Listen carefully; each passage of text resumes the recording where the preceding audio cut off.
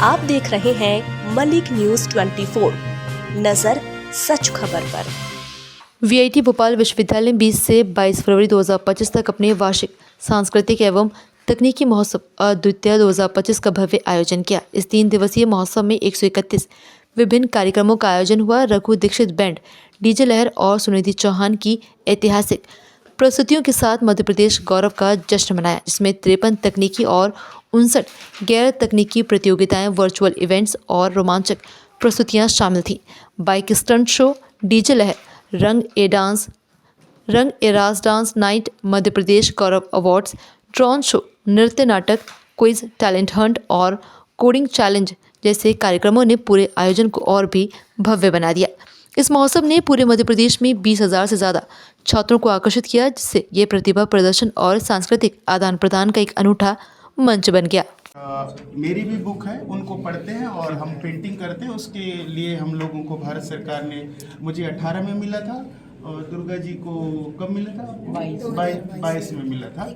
हाँ, तो ये जो अवार्ड है हमारे लिए बहुत बड़े सम्मान की बात है और हमारे आदिवासी समाज के लिए, हमारे जिला के लिए, हमारे परंपरा के लिए ये बहुत गर्व की बात है।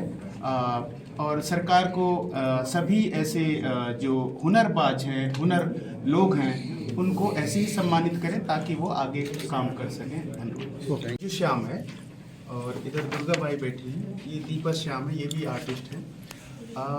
सबसे पहले तो मैं वीआईटी भोपाल यूनिवर्सिटी को बहुत बहुत बधाई देना चाहता हूँ। आपने हम सारे पद्मश्रियों को और राष्ट्रीय सम्मान और अंतर्राष्ट्रीय सम्मानित आर्टिस्टों को एक साथ आपने बुलाया, इसके लिए बहुत बहुत धन्यवाद। क्योंकि बचपन से स्ट्रगल करके, मेहनत करके, बहुत सारे तकलीफ़ें करके हम लोग यहाँ तक पहुँचे हैं और उसके बाद हमें जो भारत सरकार ने जो भी इज्जत से नवाजा है, तो उसके बाद हर आदमी या हर लेखक, हर खिलाड़ी, हर आर्टिस्ट चाहता है कि कोई ना कोई उसको कोई सम्मान दे, कोई स्कॉलरशिप दे, कुछ दे, और वो इसी के लिए रहता है। काम तो आप करते ही रहते हो, तो मैं इसके लिए वीआईटी भोपाल को बहुत बहुत बधाई देना चाहता हूँ। दूसरा, हम लोग पेंटिंग करते हैं। हमारा जो पेंटिंग है वो पारंपरिक पेंटिंग है। जैसे तीज त्योहार, शादी ब्याह, धरती की उत्पत्ति कैसी हुई, पेड़ पौधों का उत्पत्ति कैसी हुई, आदमी का जन्म कैसे हुआ, ऐसे जो जानवरों का, चांद सूरज, धरती का, नदी नाले पहाड़, इनकी हम लोग पूजा करते हैं, इन्हीं को मानते हैं और इन्हीं को हम लोग पेंटिंग के रूप में दिखाने की कोशिश करते हैं। और दुनिया में बहुत सारे लोग हमारी पेंटिंग को पसंद करते हैं और उसको पढ़ते हैं, बुकों को पढ़ते हैं। हमारी बुक है, दुर्गाबाई का भी बुक है जो अभी भीम। मैं सत्येंद्र सिंह लोहिया, अंतर्राष्ट्रीय दिव्यांग तैराक खिलाड़ी एवं विक्रम अवॉर्डी, तेंजिंग नोर्गे अवॉर्डी, इसके साथ पिछली साल भारत के सर्वोच्च चौथे सम्मान पद्मश्री से सम्मानित किया गया 2024 में। मैं खेलों में मेरे को पद्मश्री भारत सरकार ने मुझे सम्मानित किया, क्योंकि मैं व्हीलचेयर बाउंड पर्सन हूँ, मैं दिव्यांग हूँ। बस मैं एक ही बात जगह जगह कहता हूँ कि ये सम्मान मेरे को ही नहीं दिया गया, एक सोच को सम्मान दिया, एक जज्बे को सम्मान दिया, एक जुनून को सम्मान दिया। जहाँ लोग किसी भी तरह की परिस्थिति हो जाती है, किसी भी तरह का, तो उसे असहाय समझा जाता है, तो वो किसी काम का नहीं, वो समाज में सहानुभूति का पात्र समझा जाता है और ये कहा जाता है कि आप कुछ नहीं कर सकते। मैं कहता हूँ कि किसी को शारीरिक कमी ज़रूर है, मगर उसके अंदर कुछ करने का जज्बा है, जुनून है और दृढ़ संकल्प है, करना चाहता है, तो उसे सहानुभूति नहीं, उसे समर्पण होना चाहिए, लगन होना चाहिए, कुछ करने का जज्बा होना चाहिए। अगर ऐसा उसके अंदर हुनर है तो मैं ही सम्मानित नहीं, हर दिव्यांग पद्मश्री अवार्ड सम्मानित हो सकता है। और मैं चाहता हूँ कि मैं ही नहीं, मध्य प्रदेश से पहली बार किसी भी दिव्यांग तो के साथ साथ जो शारीरिक रूप से स्वस्थ है उन्हें भी सम्मान पहली बार किसी खिलाड़ी को दिया गया है।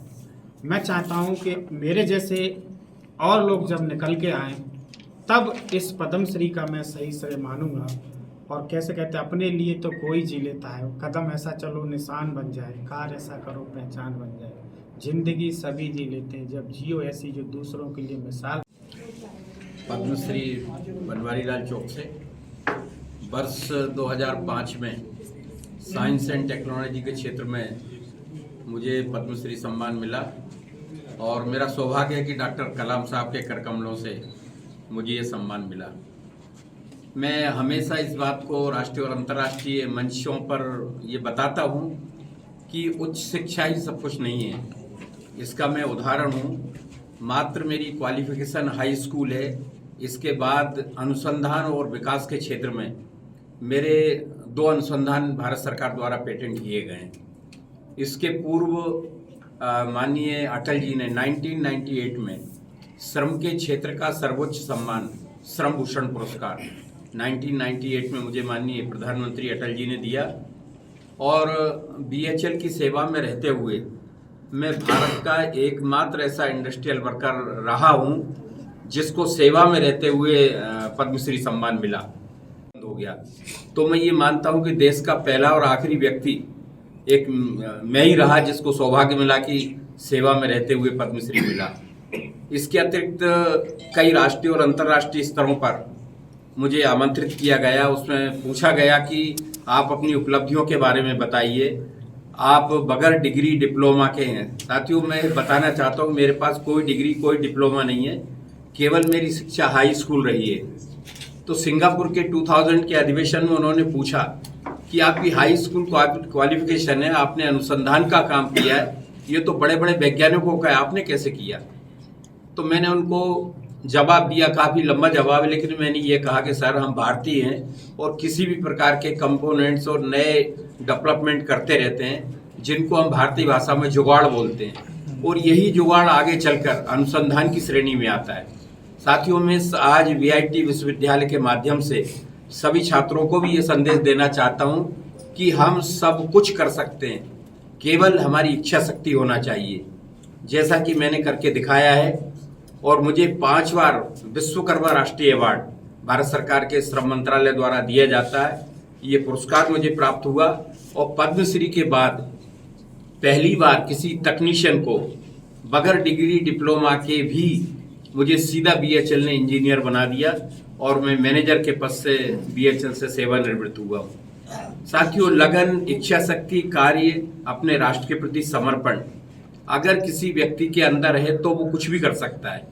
अभी वर्तमान में 2016 में मैं रिटायर हुआ हूँ और इसके बाद quality circle forum of India Madhya Pradesh chapter का मैं सेक्रेटरी हूँ और तमाम प्रकार की इंडस्ट्री, कॉलेज, स्कूल, इनमें क्वालिटी सर्किल मूवमेंट और 5S एक्टिविटीज़ के बारे में प्रशिक्षण प्रदान करता हूँ।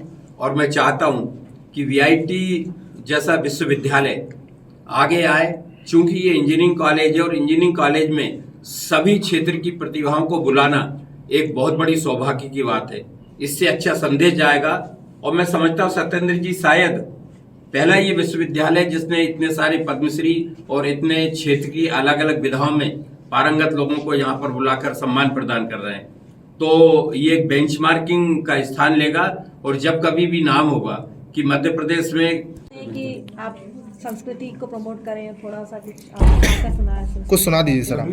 कबीर साहब के हर शब्द में संदेश है। मुँह सुन सुन आवे हंसी, पानी में नींद है प्यासी। नींद है ना पक्षी, पानी में उसका घर है पर पानी में रहकर भी प्यासी। इसी प्रकार से हमारा मानव समाज भी आत्मज्ञान के बिना भटक रहा है। आत्मज्ञान बिना नर भटके कोई मथुरा कोई काशी। जैसे मिर्गा नाभि कस्तूरी बन बन सुंगत नासी, पानी में नींद है प्यासी, मैं सुन सुन आवे हंसी। इस तरह का कबीर साहब का संदेश है मानव समाज के लिए। ओके। जी सर, पहले तो सर मैं आपका बहुत बहुत स्वागत करती हूँ VIT इंस्टीट्यूट में। और सर मैं ये पूछना चाहती हूँ कि आपको पद्मश्री कब मिला था, मतलब आप बताना चाहेंगे कि उस पर आपको जो है पद्मश्री अवार्ड मिला है और कब मिला है, तो आप कुछ बताना चाहें तो। 2025 के लिए अवार्ड के लिए सरकार के द्वारा सम्मान के लिए आप कहाँ से रहने वाले हैं सर? महू, तहसील महू, गाँव बजरंगपुरा, जिला इंदौर जी। और हम बचपने से इस गायन को गाते रहे, पिताजी गाते थे। 9-10 साल की उम्र से कुछ वाद्य सीखा और प्रयास किया। 14-15 साल की उम्र से गाने लग गया तबले पे, और आज तक भी गा रहे हैं और गाते रहेंगे, ताकि हमारे भारत की संस्कृति लुप्त नहीं हो। इसको इन्हें संभाल के रखना है। और इसमें भारत सरकार का स्टेट सरकार का भी सहयोग है कि जगह जगह मंच पर कार्यक्रम समय समय पर होते हैं। उसमें भी सभी तरह के कलाकार को आमंत्रित करते हैं और हम इस काम को और भी अच्छा संभालने की कोशिश करते रहें, ताकि ये भारत की संस्कृति को में इसका बड़पन बढ़ावा मिले और ये लिप्त नहीं हो। इस तरह का हमारा विचार है इसमें। और आप जो मीडिया के लिए, मीडिया तो एक अच्छे सूत्रधार हैं। हम लोगों को यदि पद्मश्री हुआ तो मेरे पास में कम से कम 50 से 60 न्यूज़ वाले और प्रेस रिपोर्टर वाले सब घर पे आए हैं, सब ये हमसे इंटरव्यू लिया। और आज आप लोग से मिलन हुआ बहुत अच्छा। एक दो पंक्ति सुना दीजिए आप जो गाते हैं। मेरा नाम है कालूराम बामनिया जी, टॉपपुर जिला देवास। ओके सर, आज जो प्रोग्राम होने वाला है VIT ने आपको इनवाइट किया, उसके लिए क्या बताइए। VIT में आज हमारा जो सम्मान होने जा रहा है, इनवाइट के लिए बुलाया, इसलिए उनको बहुत बहुत धन्यवाद और अपने आप को सौभाग्यशाली। ओके सर, कितने साल हो गए आपको बचपन से ये काम कर रहा हूँ। अच्छा, पद्मश्री आपको कब मिला? पद्मश्री 2024 में मिला। 2024 में मिला। ओके, भोपाल से सर आप बिलोंग करते हैं, बाहर से बिलोंग करते हैं? नहीं, मैं देवास रहता हूँ, देवास जिला है मेरा। जी। ओके, और सर VIT के लिए और न्यू स्टूडेंट के लिए क्या बोलना चाहिए, कुछ मैसेज देना चाहेंगे? जैसे आज की परंपरा में मीडिया का अहम भूमिका है, जो प्रशिक्षण होता है, जो आम आवाम में जाता है। हमारे पिताजी गाते थे, लेकिन उस समय ये था नहीं, तो प्रशिक्षण ज़्यादा नहीं हुए। आज के ज़माने में बहुत अहम है और VIT के लिए तो बहुत बहुत धन्यवाद है कलाकारों को और उन सबको सांस्कृतिक मंच देती है, उनको बुलाते हैं, सम्मान देते हैं, इसलिए उनको धन्यवाद। आपके साथ सर कितने लोग आए और भी? मैं अकेला है। Thank you sir. जिस तरीके से साहित्य में आपको पद्मश्री मिला है जी, आज क्या कहना चाहेंगे? आज कार्यक्रम में, सांस्कृतिक कार्यक्रम VIT के कॉलेज में आप मौजूद हैं, क्या कहना चाहेंगे इस बारे में? साहित्य संस्कृति भारतीय अस्मिता के आधार और उस परंपरा को निभाते हुए ये जो संस्था है, ये जो कार्यक्रम कर रही है, सांस्कृतिक कार्यक्रम और संस्कृति को आगे बढ़ाने की जो परंपरा निभा रही है, ये बहुत ही श्लाघनीय है। और ये परंपरा आगे की पीढ़ियों के लिए एक प्रकार से संदेश होगा। जिस तरीके से पश्चिमी सभ्यता नए युवाओं के ऊपर छा रही है, उस और सांस्कृतिक को कैसे बचाना चाहिए, उसके लिए क्या संदेश देंगे आप? पश्चिमी सभ्यता को हमने ओढ़ लिया है, मन से हम भारतीय संस्कृति से संपन्न है। जब ये मन जो हमारा संस्कृति वाला है तो मन के अनुसार यदि काम किया जाए तो तन भी उसका साथ देगा, वातावरण भी उसका साथ देगा और देश जो है वो अपनी परंपरा को वापस प्राप्त कर लेगा। धन्यवाद।